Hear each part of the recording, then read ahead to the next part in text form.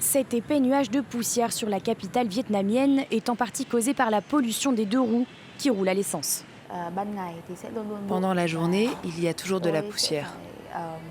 Je dois porter un masque, sinon je finirai par avoir des problèmes respiratoires.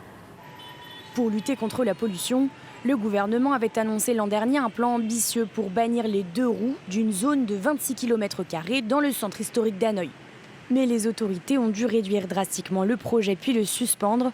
Il est largement contesté par les usagers qui ne veulent pas passer à l'électrique.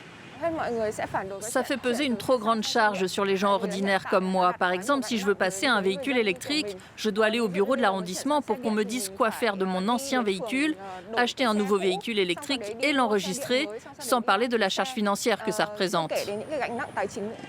Les deux roues sont incontournables à Hanoï. La ville en compte près de 7 millions, soit 7 fois plus que de voitures.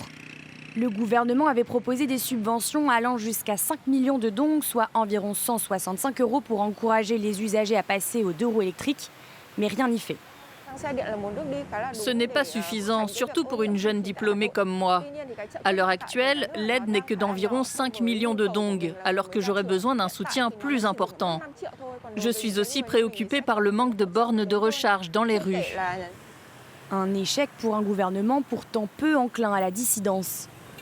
Une version réduite du projet pour restreindre le déplacement des deux roues sur 500 m² dans la capitale seulement le vendredi soir et certains week-ends est en débat. Les responsables municipaux devraient se décider en juin, mettant fortement en doute son application prévue au 1er juillet.